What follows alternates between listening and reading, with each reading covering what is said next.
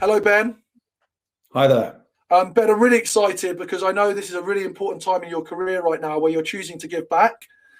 Ben recently launched the GenieShares campaign, focused on highlighting entrepreneurs who are giving back a percentage of their equity or a percentage of their annual profits to communities and good causes. I know you've already got Salesforce signed up. I'm excited that sales confidence are committed, and we're excited about what you're bringing to the local community and encourage philanthropy.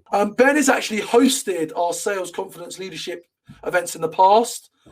He was running and was the head of Level 39, Europe's leading fintech and cybersecurity cluster based in Canary Wharf in London. And he grew the membership by 70% while cutting costs and welcoming over 200 companies from over 50 countries in his tenure.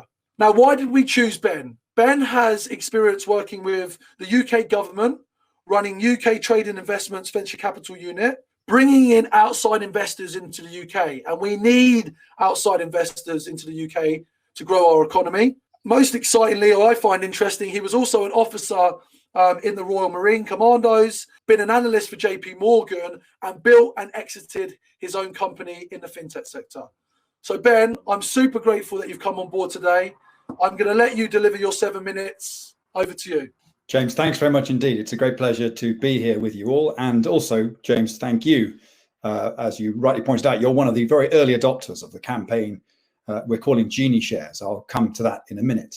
But first of all, you raise a really key point. These are challenging times for all of us, but especially for people running growing businesses. And especially if you are running lean, running hot, your capacity to deal with a crisis like the one we're in at the moment sometimes is pretty limited. So to the question, how to lead, how to manage in crisis, I guess the answer is particularly important for many of the people here today. It's particularly important for many of the organizations who I've worked with, certainly over the last 4 years, while I've been leading an organization called Level 39 with about 200 fintech and cybersecurity, fast-growing startup and scale-up companies. I thought it might be useful to start off with something which isn't working. So fairly obviously, one thing that isn't working is we're no longer able to spend as much time face-to-face. We're not able to get together physically as much as we were very recently.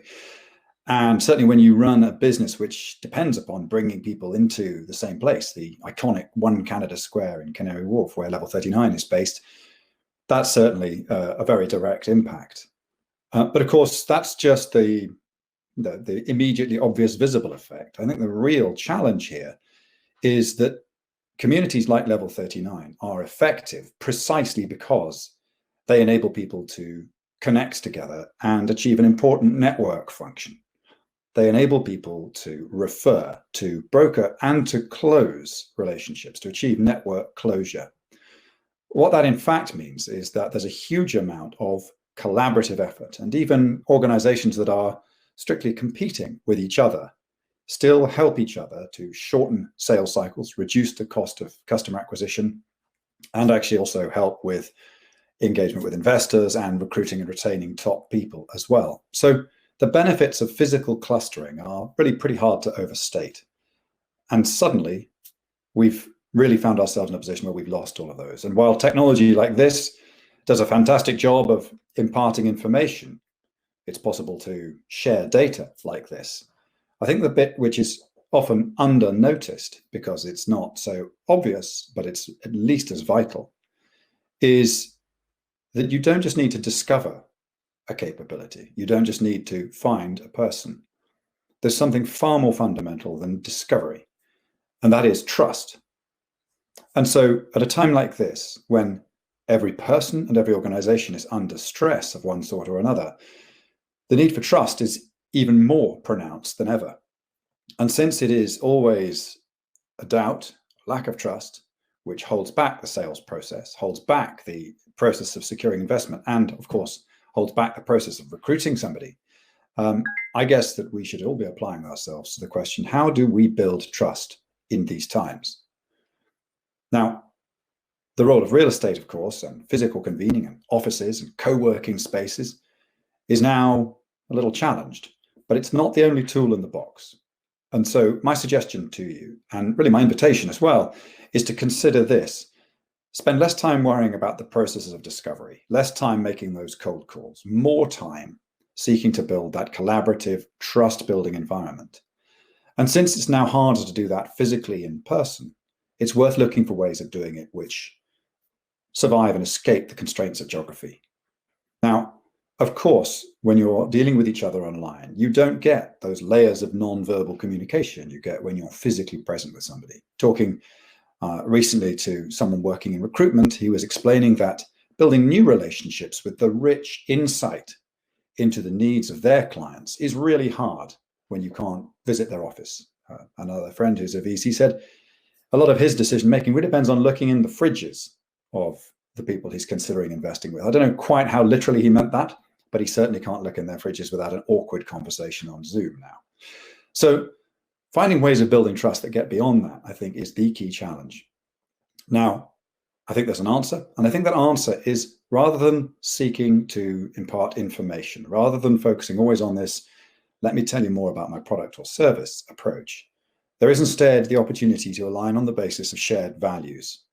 And this is why I think purpose-led businesses stand to gain most, or you could say suffer least in this crisis. But critically, not only do reasonably well now, more importantly, even than that, set themselves up to win the future.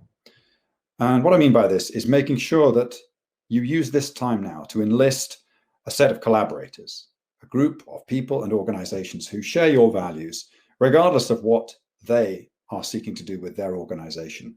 Simply find ways of gathering together people with whom you share values. They will become your most effective echo chamber. They will be your force multiplier, both in selling and in bringing broader connection access. And certainly it's that, for example, which with GenieShares we've set out to achieve. In other words, a concern I've had for now several years and predating the coronavirus by a long way is that technology businesses, while creating huge value, are losing a lot of the support of the public because that value isn't very well distributed. So for many people, the values and benefits of technology businesses haven't really trickled down and out. But actually, that's short selling the value of these businesses. These are businesses which do a great deal for our communities. They just haven't got very good at expressing that. So I've been looking for a way to help people express the social purpose of what they do, regardless of what technology they use and what market they serve.